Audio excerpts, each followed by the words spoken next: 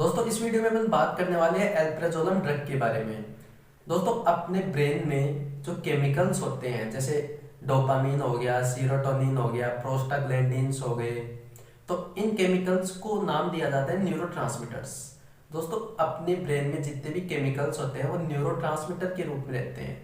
जब ये न्यूरोट्रांसमीटर्स की एक्टिविटी या फिर ये न्यूरोट्रांसमीटर्स होते हैं ये कभी इंक्रीज हो जाते हैं, कभी डिक्रीज हो जाते हैं। तो इस कंडीशन में अगर इंक्रीज होते हैं तो पेशेंट एग्रेसिव होगा, डिक्रीज होगा तो डिप्रेशन होगा, एंजाइटी हो जाएगी उसमें। तो ये जो मेंटल डिसऑर्डर्स होते हैं जैसे एंजाइटी डिसऑर्डर हो गया या डिप्रेशन में चला गया अपन बोलते हैं पेशेंट, और भी जैसे मेंटल की डिजीज कंडीशन होती है जैसे सिजोफ्रेनिया, सोमेटोफॉर्म डिसऑर्डर, तो ये डिजीज कंडीशंस हो सकती है उस पेशेंट में। तो मेनली तो पेशेंट में अपने जो कम्युनिटी में देखी जाती है मेनली एंजाइटी डिसऑर्डर देखा जाता है, डिप्रेशन देखा जाता है और ये मेमोरी डिसऑर्डर देखा जाता है। तो दोस्तों ये जो एल्प्राजोलम जो टेबलेट होती है ये टेबलेट अपने न्यूरोट्रांसमीटर्स की जो भी एक्टिविटी इंक्रीज या डिक्रीज हुई है, कुछ भी अल्ट्रेशन आया हुआ है उसमें, तो उसको मेंटेन करने का काम करती है और उसको मेंटेन करके जो एंजाइटी है या फिर डिप्रेशन है उसको नॉर्मल लाने के काम करती है पेशेंट की। दोस्तों ये जो एल्प्राजोलम है उसको काम में लिया जाता है जो एंजाइटी डिसऑर्डर के पेशेंट्स होते हैं, जो डिप्रेशन के होते हैं, उन पेशेंट को दिया जाता है एल्प्राजोलम ड्रग।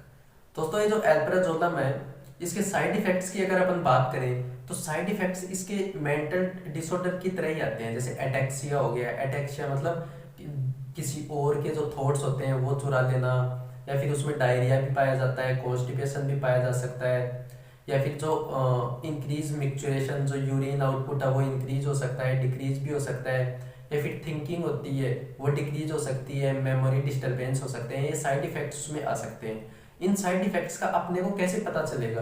तो दोस्तों जब कभी भी पेशेंट अगर ड्रग लेता रहेगा तो बैकी बैकी बात करेगा, किसी और टॉपिक की बात चल रही हो तो दूसरे टॉपिक की बात कर रहा हो, तो वो वहां पे अपन समझ सकते हैं कि हाँ इसमें साइड इफेक्ट्स आ रहे हैं। वैसे जितने भी मेंटल डिसऑर्डर्स होते हैं उन डिसऑर्डर्स का पता लगाना ऐसे कोई थोड़ी बातों का खेल होता नहीं है, इन पे काफी टाइम होता है, जैसे 7-8 महीने हो गए, 1 साल, 5-5 साल तक डिजीज का डायग्नोसिस किया जाता है मेंटल डिसऑर्डर्स होते हैं उनमें।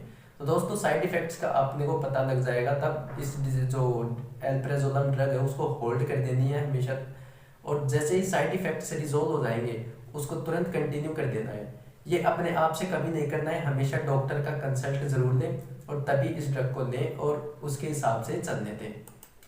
तो दोस्तों ये वीडियो आपको थोड़ी भी इंफॉर्मेटिव लगी हो, नॉलेजेबल लगी हो, तो वीडियो को लाइक एंड कमेंट जरूर कर दें और चैनल को सब्सक्राइब करना ना भूलें। Thank you.